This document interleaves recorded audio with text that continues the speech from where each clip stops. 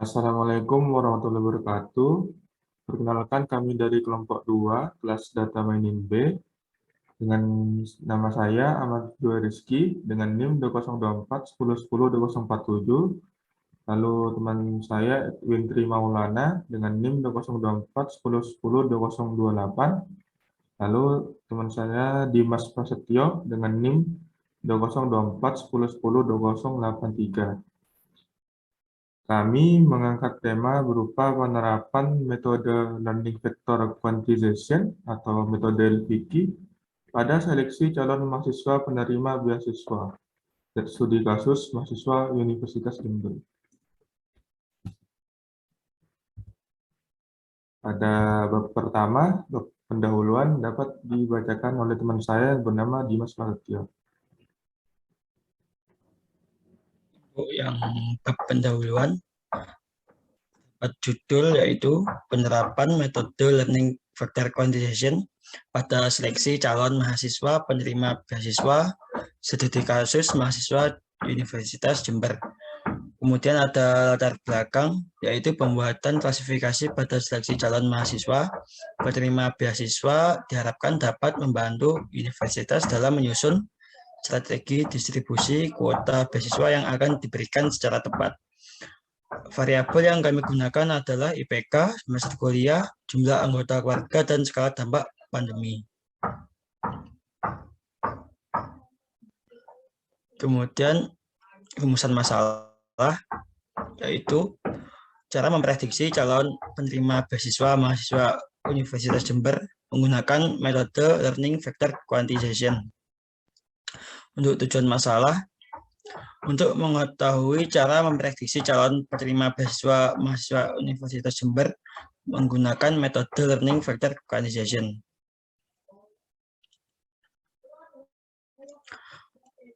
Kemudian ada batasan masalah. Untuk yang pertama, data yang digunakan berupa variabel yang kami gunakan adalah IPK, semester kuliah, jumlah anggota keluarga, dan skala dampak pandemi. Yang kedua, ada objek yang diteliti hanya meliputi lingkup mahasiswa Universitas Jember. Kemudian yang ketiga, penerapan metode yang kami gunakan yakni Learning Vector Quantization untuk klasifikasi terhadap dataset dan variabel yang ada di dalamnya yang sudah ditentukan. Kemudian ada manfaat penelitian. Untuk yang pertama, bagi peneliti mengetahui tentang metode Learning Vector Quantization dan penggunaannya. Kemudian mengetahui tahapan-tahapan perhitungan pada metode Learning Quantization. Kemudian dapat mengetahui tingkat akurasi pada metode Learning Vector Quantization dalam menyeleksi mahasiswa penerima beasiswa. Bagi universitas, sebagai acuan untuk tim seleksi calon penerima beasiswa sehingga memudahkan proses dalam menyeleksi mahasiswa penerima beasiswa.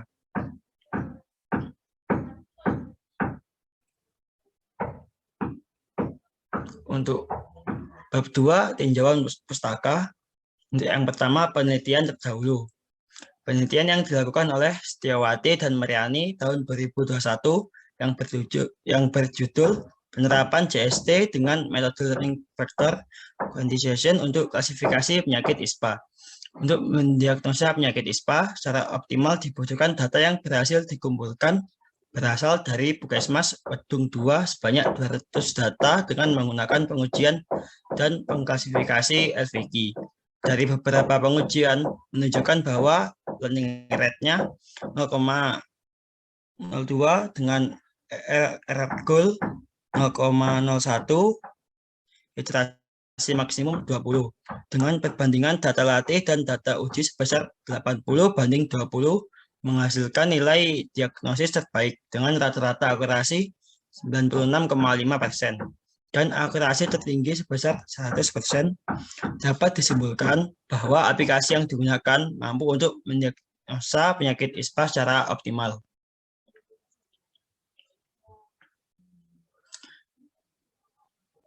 Kemudian penelitian yang dilakukan oleh Budianita dan Arni tahun 2015 yang berjudul Penerapan Learning Factor Quantization, Penentuan Bidang Konsentrasi Tugas Akhir. Dengan studi kasus, mahasiswa Teknik Informatika UIN Juska Riau, sistem dengan menggunakan metode LVQ dapat mengetahui pola dan dapat mengklasifikasikan bidang konsentrasi mahasiswa berdasarkan pola nilai mata kuliah wajib dan mata kuliah pilihan dari mahasiswa tersebut.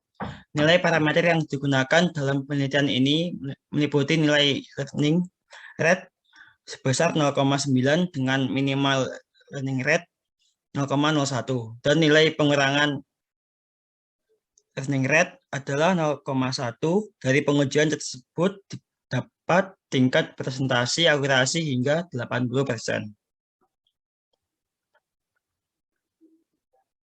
Untuk selanjutnya akan dilanjutkan oleh teman saya, Edwin. Ya, baik, terima kasih. Saya akan menjelaskan tentang bab 2 tinjauan pustaka tentang landasan teori. Yang pertama A yaitu data mining. Data mining adalah proses mencari pola atau informasi menarik dalam data terpilih dengan menggunakan teknik atau metode tertentu. Teknik, metode, atau algoritma dalam data mining sangat bervariasi. Pemilihan metode atau algoritma yang tepat sangat tergantung pada tujuan dan proses secara keseluruhan. Tujuan dari penambangan data ini untuk mengekstraksi serta mengidentifikasi suatu data demi informasi tertentu yang berhubungan dengan suatu database besar atau big data.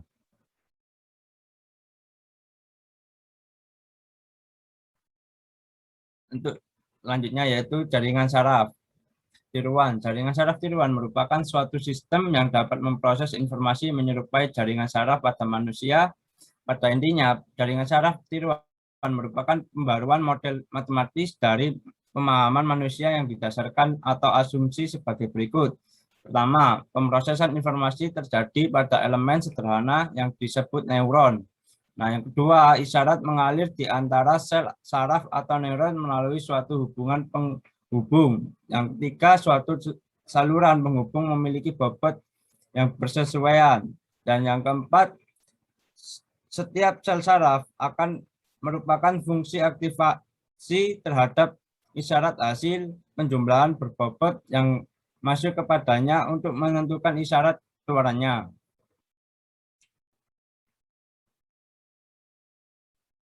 Yang berikutnya yaitu tentang jaringan saraf. Jaringan saraf tiruan memiliki sejumlah karakteristik yang serupa dengan otak manusia, yakni yang pertama kemampuan untuk belajar dari pengalaman, dua untuk kemampuan untuk melakukan generalisasi terhadap masukan baru dari pengetahuan yang dimiliki.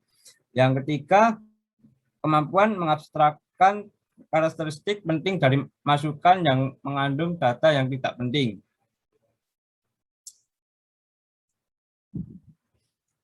Berikutnya yaitu tentang Learning Factor Quantization atau LVQ. Learning Factor Quantization adalah suatu metode untuk melakukan pembelajaran pada lapisan kompetitif. Akan secara otomatis belajar untuk mengklarifikasikan faktor-faktor input. Kelas-kelas yang didapatkan sebagai hasil dari lapisan kompetitif ini hanya tergantung pada jarak antara faktor-faktor input. Jika dua faktor input mendekati sama, maka lapisan kompetitif akan meletakkan kedua vektor input tersebut ke dalam kelas yang sama. Untuk arsitektur LVQ terdiri dari lapisan input, lapisan kompetitif, dan lapisan output. Nah, untuk lapisan input dihubungkan dengan lapisan kompetitif oleh bobot. Input akan bersaing untuk dapat masuk dalam suatu kelas. Proses pembelajaran pada LVQ dilakukan melalui beberapa epoch atau jangkauan waktu. Sampai batas epoch maksimal terlewati. Pada algoritma pembelajaran LVQ, satu dibutuhkan beberapa parameter, diantaranya adalah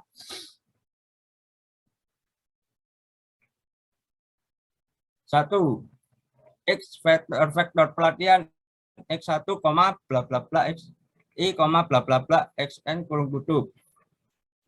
D, kategori atau kelas yang benar-benar untuk vektor pelatihan. Yang ketiga, WJ, vektor bobot pada unit keluaran J kurung buka W1 J, bla bla bla WIJ, bla bla bla WNJ kurung tutup. Yang keempat yaitu CJ, kategori atau kelas yang mempresentasikan oleh unit keluaran ke J. Yang kelima, learning rate, alpha. Alpha didefinisikan sebagai tingkat pembelajaran. Jika alpha terlalu besar, maka algoritma akan menjadi tidak stabil. Sebaliknya, jika alpha terlalu kecil, maka prosesnya akan terlalu lama. Nilai alpha adalah 0 kurang dari A, alpha kurang dari 1. Yang keenam, nilai pengurangan learning rate, yaitu penurunan tingkat pembelajaran. Pengurangan nilai alpha yang digunakan pada penelitian ini adalah sebesar 0,1 kali alpha. Yang ketujuh, nilai minimal learning rate, MINA, yaitu minimal nilai tingkat pembelajaran yang masih diperbolehkan. Untuk pembaruan, bobot dilakukan dengan kondisi jika T sama dengan CJ, maka WJ kurung buka T plus 1 kurung tutup kurang WJ kurung buka T kurung tutup plus alpha kurung buka T kurung tutup X kurung buka T kurung tutup kurang WJ kurang buka T kurung tutup. Jika T tidak sama dengan CJ, maka WJ kurung buka T plus 1 kurung tutup sama dengan WJ kurung buka T kurung tutup kurang alpha kurung buka T kurung tutup X kurung buka T kurung tutup kurang WJ kurung buka T kurung tutup. Nah, untuk selanjutnya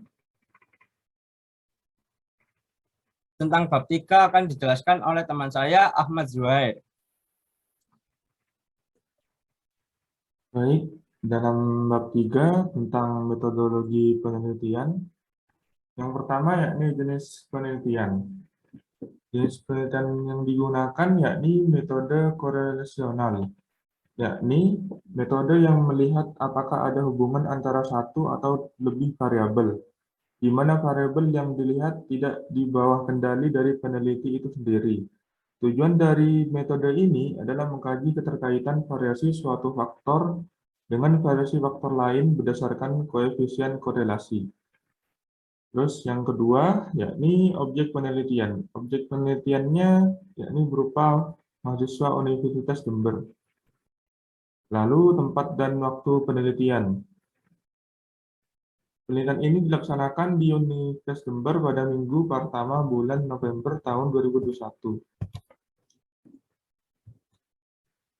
Lalu metode pengumpulan datanya, metodenya dilakukan dengan cara membagikan survei berupa kuesioner secara online kepada responden.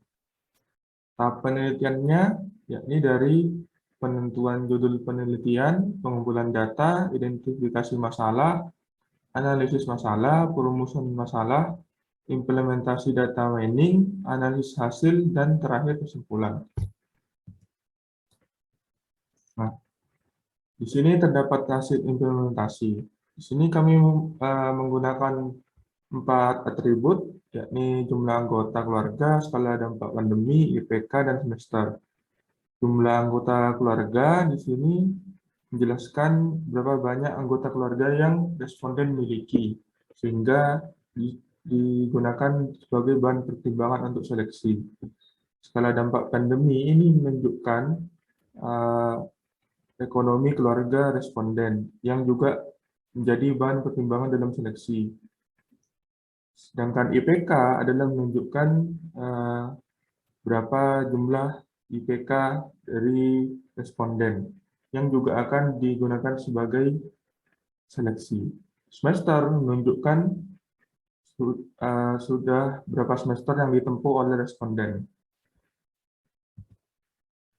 Nah, pada langkah-langkah perhitungannya, pertama-tama kami menyiapkan dataset. Dalam dataset ini terdapat 3 macam, yakni dataset yang terdapat target yakni tidak lolos dan lolos.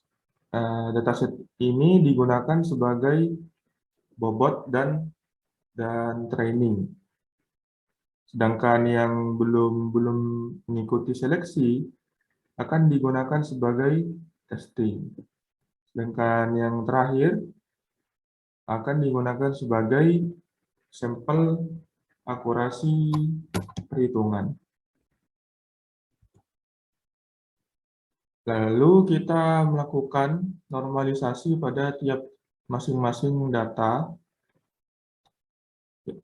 dari bobot, training, testing, dan sampel akurasi. Gunanya melakukan normalisasi ini adalah agar rentang data yang dikumpulkan tidak terlalu jauh, sehingga memudahkan dalam perhitungan. Rumus perhitungan yang digunakan yakni rumus min-max scalar. Lalu langkah ketiga, yakni menentukan bobot awal, data train, dan data test. Kita, seperti yang saya bilang tadi, dibagi menjadi 3 data testnya, yakni training, testing, dan untuk sampel akurasi. Lalu bobot. Bobot ini digunakan sebagai perhitungan dalam metode Fikih. Di sini digunakan 2 bobot, yakni yang bernilai 0 dan bernilai 1. Bobot ini dihasilkan dari data yang nomor K01 dan K02. Didapat yang bisa merepresentasikan seluruh data. Kelasnya satuan 0 tidak lolos dan satuan 1 lolos. Variabelnya max epoch yang digunakan 5. Learning rate-nya 0,1 dan fungsi pembelajarannya 0,1. Selanjutnya yakni melakukan training. Pertama-tama kita bisa menginput data bobot dan data yang akan digunakan dalam training. Lalu kita menghitung jarak bobot. Jarak bobot ini dihasilkan dari perhitungan dari bobot baru menggunakan rumus tadi, sehingga didapatkan jarak bobot. Lalu dari jarak bobot ini, kita dapat menghasilkan, bisa memprediksi jarak bobot terdekat, sehingga didapatkan kelas bobot terdekat. Lalu kita melakukan seperti ini sampai epoch ke-5.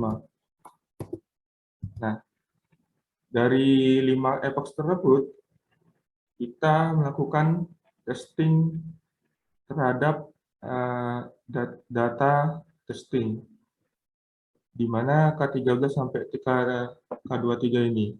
Bobotnya didapatkan dari perhitungan dari 5 iterasi perhitungan. Kita melakukan yang sama seperti yang tadi, kita tentukan jarak ke bobotnya, lalu didapat jarak terdekat dan prediksi kelasnya.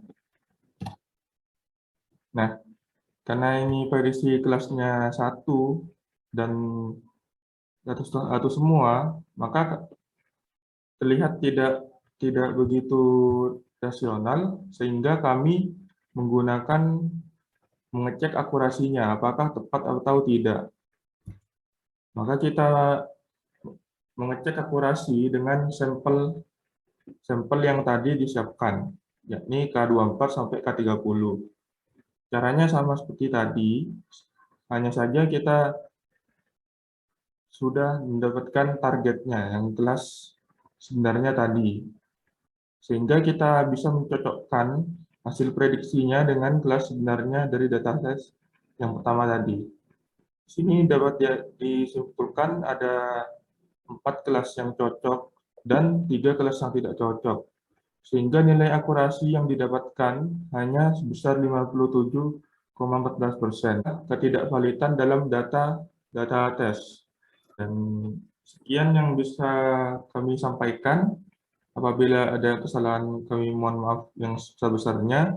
Wassalamualaikum warahmatullahi wabarakatuh.